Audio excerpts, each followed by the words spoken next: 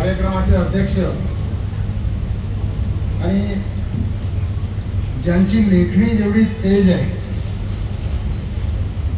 तेवढीच वाणी सुद्धा तेज आहे असे एक तडफदार नेतृत्व आणि वक्ते माझे मित्र शरद पाटील त्यांनी आठवण सांगितली. त्यांनी जे लिहिलं ते मी विसरून गेलो. मला आठवतं त्यांनी एक लेख लिहिला होता आणि त्या लेखाचं शीर्षक होतं, तुम्हाला आठवलं, आदिवासींचा क्रूर कर्मा. पण मी ते विसरून गेलो. पाटील साहेबांनी ते लिहिलं आणि जपून ठेवून मला परत आणून दिलं. आपल्यापैकी सकाळ वाचतात की नाही मला माहित नाही काही लोक, परंतु सकाळमध्ये दर शनिवारी गेले 72 शनिवार माझं एक सदर सुरू आहे, वाटेवर काटे वेची इथं चालू. आणि त्यासाठी मला जुन्या आठवणी मिळायच्या. मी आता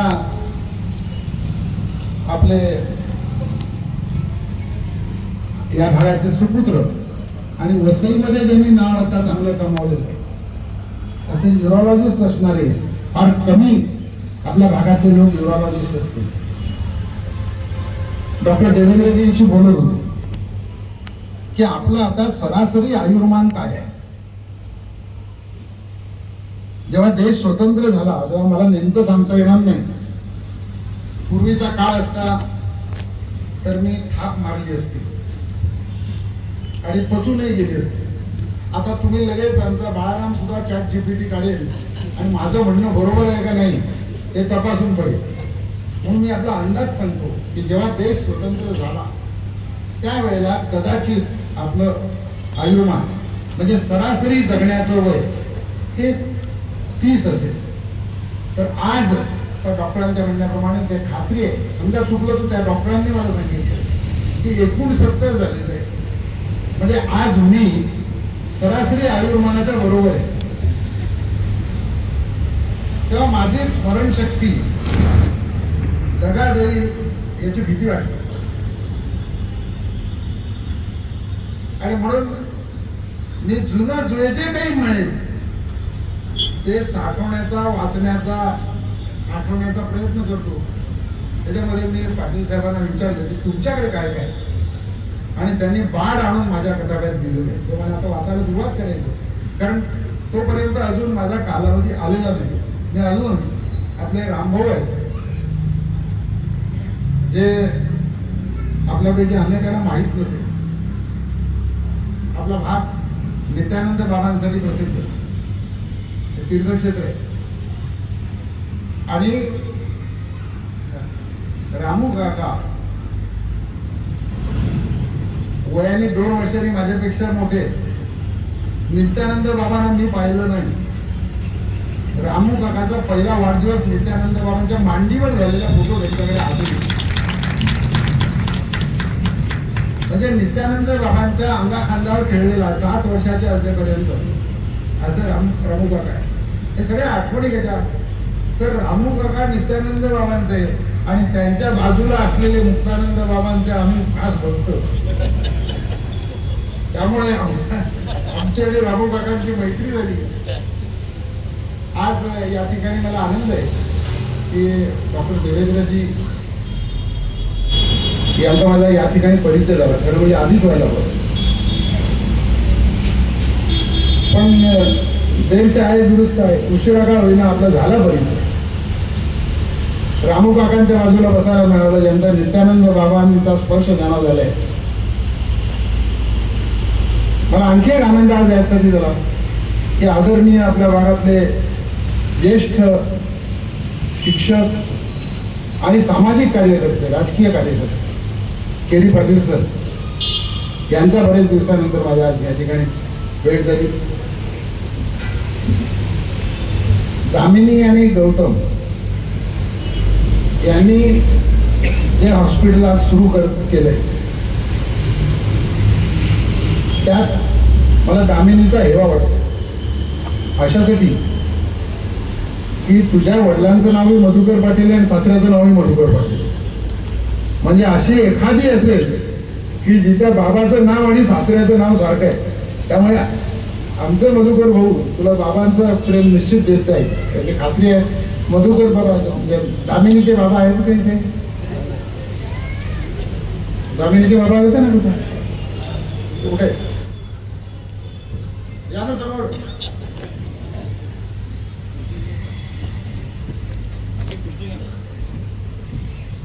या इथे कार्यक्रमाच्या निमित्ताने आपण याचं खास अभिनंदन करा. म्हणजे या मधुकर पाटलांचं करू पण ते नंतर करू, कारण यांनी मुलाला डॉक्टर केलं, त्यांनी मुलीला डॉक्टर केलं म्हणून खास करून आता आपल्या मुली सुद्धा पुढे जायला लागल्या. आणि गौतम आणि दामिनी यांच्या हॉस्पिटलचं नाव कृषी सेवा करणाऱ्या एका व्यक्तीने आयुष्यभर ज्यांनी कृषी सेवा केली त्यांनी साहित्यिक असावा अशा पद्धतीचं नाव ठेवलं संगम. म्हणजे गौतमच्या आईचं नाव सुनीता त्यांचा संगम, गौतमचा ग आणि मधुकर पाटलांचा म म्हणजे संगम असं बरोबर नाव. त्याला हा सुरेख संगम अक्षरांचा सुद्धा या ठिकाणी झाला. प्रेक्षकांच्या मध्ये अनेक जण माझे संबंधित आहेत, मित्र आहेत, संघटनेचे आहेत. त्याच्यामध्ये बाळाराम भोईर आहे, विजय जाधव आहे, आशा आहे, प्रतीक्षा आहे, सुहास आहे, पंढरी आहे, कितीतरी. आणि आजूबाजूचे सर्व प्रमुख तुम्ही संध्याकाळच्या वेळेला, आणि ते सुद्धा संध्याकाळ शिवाय थंडीची संध्याकाळ, हे थंडीच्या संध्याकाळी दुसऱ्या कुठलं ओपनिंग असेल तर मी समजू शकतो एवढी गर्दी झाली, म्हणजे बारचं वगैरे असेल. पण हॉस्पिटलच्या उद्घाटनाला इतकी गर्दी होणं, मला असं वाटतं की हे मधुकर पाटलांच्या पुढचं प्रेम आहे, लोकांचं इथे बसलेल्यांचं प्रेम आहे. आता पहिल्यांदा म्हणजे माझ्या वयाचे जे लोक आहेत त्यांच्या काळामध्ये डॉक्टर म्हटलं की एकच, तो फॅमिली डॉक्टर. दुसरा डॉक्टर नाही, तो फॅमिली डॉक्टर. जो काही जगण्यापासून मरण्यापर्यंत फॅमिली डॉक्टर. मला आठवतं, माझा जन्म झाला, मी काम केलं ते डोंगरामध्ये, म्हणजे आपल्या बंदरपट्टी आणि जंगलपट्टी. जंगलपट्टीत काम झालं आणि बंदरपट्टीत माझा जन्म झाला. आमच्या गावात बोरावला, म्हणजे आता जे वाढवण बंदर होत आहे ते माझ्या गावाला लागलं. संपूर्ण गावामध्ये मला आश्चर्य वाटेल, डॉक्टर 4-5 हजाराचं गाव असेल. हा छोटं गाव नाही, मोठं गाव आहे. बोरोड गावात चिंचणीला झालं. एक डॉक्टर होते, फक्त एक. आणि माझ्या वडिलांचं नाव रघुनाथ, आमच्या त्या डॉक्टरांचं नाव सुद्धा गावातल्या रघुनाथ. आणि आमच्या गावात रघुनाथ नावाचे 10 लोक होते. त्या सगळ्यांचे ते डॉक्टर म्हणून त्यांना 10 रघुनाथ म्हणायचे. डॉक्टर त्यांना डॉक्टर म्हणून 10 रघुनाथ. आणि मला आठवतं आमच्याकडे काहीही झालं, ती डोकं दुखलं, ताप आला तर डॉक्टरांना बोलवायचं. डॉक्टर जे काही त्यांना आता कोट उभीच्या काळातला आम्हाला आठवत होतं, कोट वगैरे घालून धोतर नेसून यायचे, इंजेक्शन सगळे काय असेल ते द्यायचे. आणि जाताना लोकांकडे पैसे नसायचे, त्यामुळे ते फी म्हणून तांदूळ द्यायचे. आणि म्हणून त्यांना आम्ही तांदूळ डॉक्टर, म्हणजे लहान असताना आम्ही तांदूळ डॉक्टर म्हणे. आता हा तांदूळ डॉक्टरांचा जमाना गेला. आता हा डिसेंबर महिना आहे, गेल्या डिसेंबरमध्ये 25 डिसेंबरला मला काही समजायच्या आत रात्रीच्या वेळेला माझ्या उजव्या डोळ्यात तारे चमकायला लागले. मला काही कळलं नाही की हे तारे कसे काय चमकतात. म्हणून मी हा जो लेख लिहितोय तो लेख मी रात्रीच्या वेळेला लिहायचा. मग मी उठून 1:30 वाजता उठून 2:30 वाजेपर्यंत लिहित बसतो. लिहिला, चुकलो, पुन्हा ते तारे चमकत राहिले. दुसऱ्या दिवशी सकाळी जेव्हा मी उठलो तेव्हा पुन्हा तारे चमकायला लागले. आणि मग माझ्या लक्षात आलं, एक एक डोळा बंद करून जेव्हा मी पाहिलं तेव्हा माझ्या लक्षात आलं की माझ्या उजव्या डोळ्याची दृष्टी गेली. मला कळत नाही काय उसगावला होतो मी. तिथून डॉक्टरला दाखवायला मला काही गर्दीत करत मी मीरा रोडला गेलो रेटिना स्पेशलिस्टकडे. आणि त्यांनी सांगितलं हा आय स्ट्रोक होता. बाबा काय सांगणे की हा आजार मी आयुष्यामध्ये ऐकलेला नव्हता. या आजाराला व्हॅस्क्युलायटिस नाव सुद्धा ऐकलं.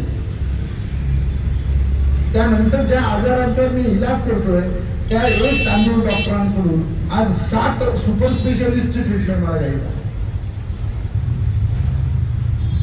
कारण कानाचा वेगळा, उजव्या कानाचा वेगळा, डाव्या कानाचा वेगळा, उजव्या डोळ्याचा वेगळा, डाव्या डोळ्याचा वेगळा, इतकी स्पेशलायझेशन झालेली आहे की ज्यामध्ये वैद्यकीय क्षेत्र हे जे एकेकाळी तांदूळ डॉक्टरांसारखं तांदळाच्या फ्रीवर चालणारं क्षेत्र होतं त्यांना या स्पर्धेच्या जगामध्ये टिकून राहणं आवश्यक. पहिली गोष्ट, या हॉस्पिटलचं मला कौतुक अशासाठी वाटतं की इथे सूत्रसंचलन करणारे जे भगवान मास्तर आहेत, भगवान गुरुजी, त्या भगवान गुरुजींनी जे वर्णन केलं ते वर्णन कदाचित मधुकर पाटलांनी, गौतमनी, दामिनींनी त्यांना सांगितलं होतं तुम्ही असं करा म्हणून त्यांनी केलं.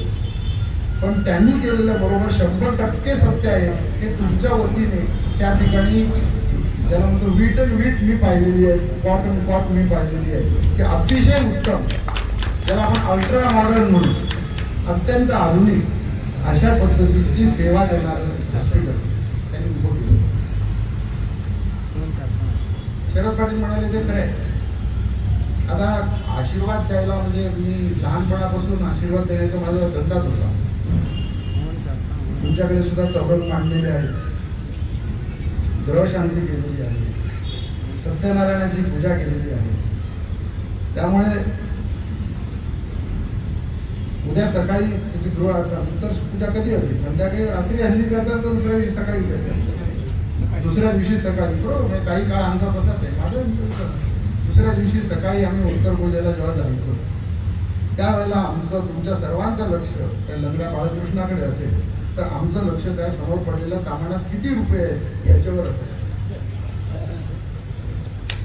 त्यामुळे आशीर्वाद द्यायचे म्हणून मी मला जेव्हा यांनी ओवाळणी केली तेव्हा त्यांना टिळा लावला. म्हटलं मी टिळा लावतोय पण मला दक्षिणा द्यावी लागेल, कारण दक्षिणेशिवाय ब्राह्मण कधी आशीर्वाद देत.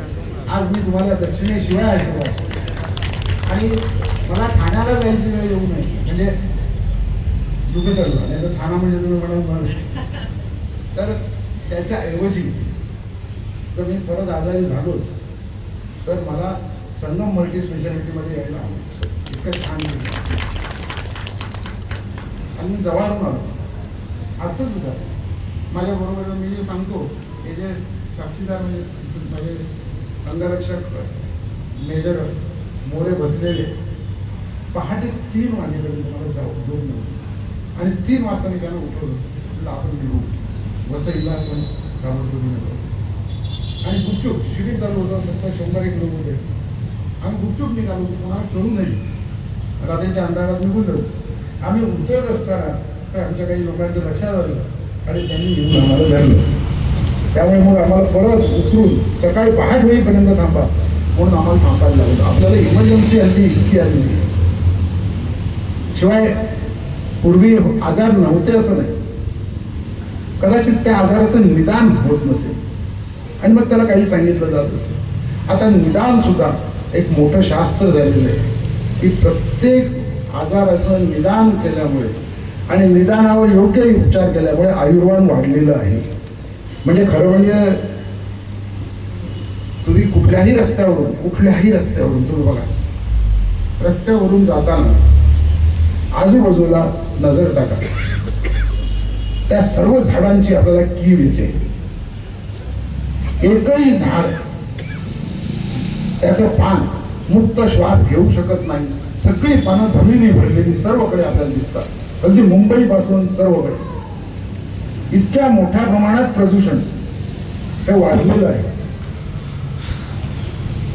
आहारातून येणारे आजार आणखी निर्णय वाढलेले आहेत. अशा परिस्थितीमध्ये अंबाडी सारखं एक केंद्र तयार होते, एक हब तयार होते की निरनिराळ्या पद्धतीची स्पेशलायझेशन्स ही या ठिकाणी उपलब्ध होतील.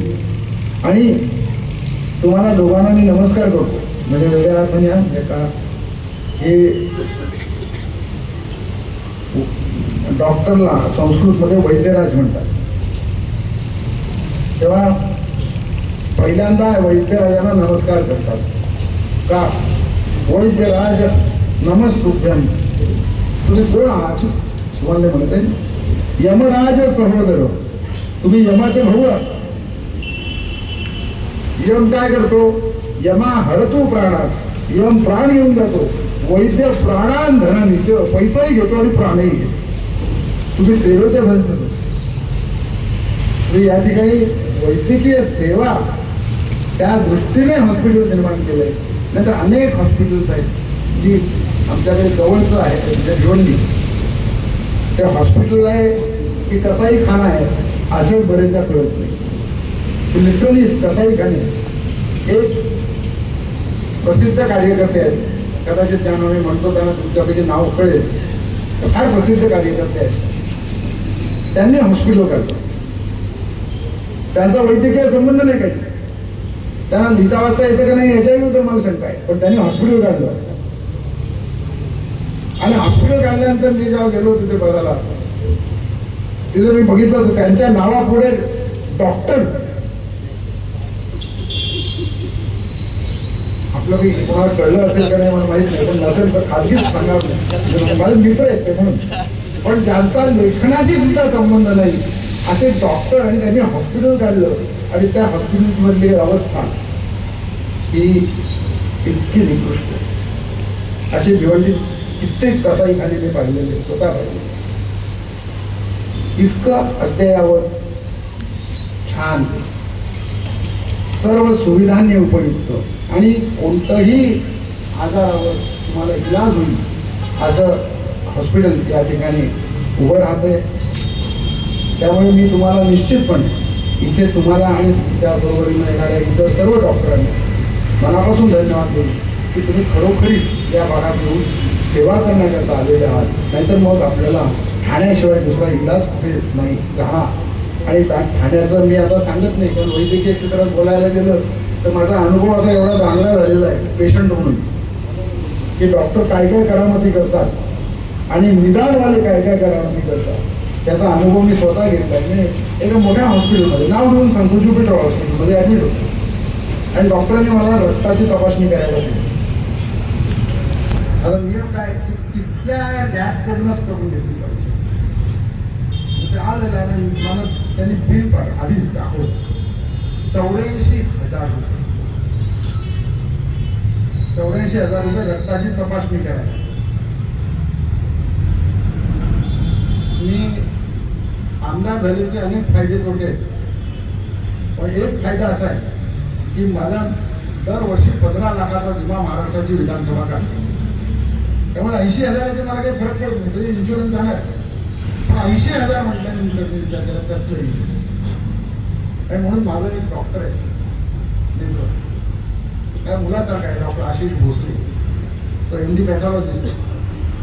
त्याला मी विचारलं की 84,000 काय. मग त्यांनी मला सांगितलं की भाऊ याची जास्तीत जास्त किंमत 16,000. कितीही गेलं तरी 16,000. 16,000चं बिल 84,000वर केलं. मग मी त्याला सांगितलं की तू तुझा रक्त घेणारा इथे पाठव आणि तू माझं रक्त चेक करून दे. तर ज्युपिटरवाल्याने त्याला खाली चढवलं. बाहेरचा नाही येऊ देणार. मला वाटतं मोरे माझ्याबरोबर होते का कोण त्यांना म्हणते त्याला घेऊन या. ते त्याला घेऊन वर आले तर माझ्या वॉर्डमध्ये पाठवायला तयार नाही. मी सलाईन लावलं, सलाईन काढायला लावलं, आधी काढायला लावलं आणि त्याच्याकडे गेलो आणि सगळ्या डॉक्टरना आणि त्यांच्या लोकांना बोलावलं की इथे मी बसणार आणि तू रक्त काढ, कोण अडवतो बघू. मी ठरवेन माझा बॉडी आहे, ज्युपिटरमधून करून घ्यायची का बाहेरून करून घ्यायची हा माझा प्रश्न. म्हणजे मला त्या ठिकाणी एक प्रकारे मी रुग्ण असताना, पेशंट असताना सत्याग्रही बनायला लागलो आणि ते रक्त बघायला लागलो. मी तुम्हाला सांगेन की अशी जी मोठी हॉस्पिटल्स आहेत जे नावाला मोठी आहे,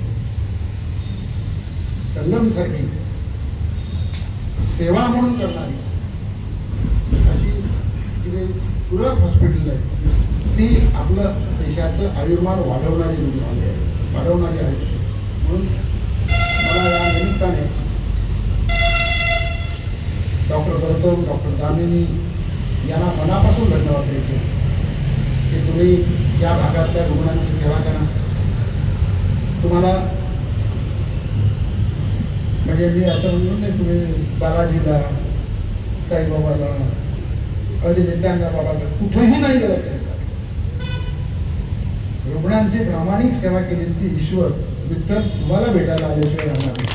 ते काम आपल्या हातून हो आणि या भागातल्या लोकांचे असंख्य आशीर्वाद तुम्हाला मिळत आणि तुमच्या हॉस्पिटलमध्ये आलेला प्रत्येक जण घरात आनंदाने खुशीने जावं अशी परमेश्वराने प्रार्थना करतो.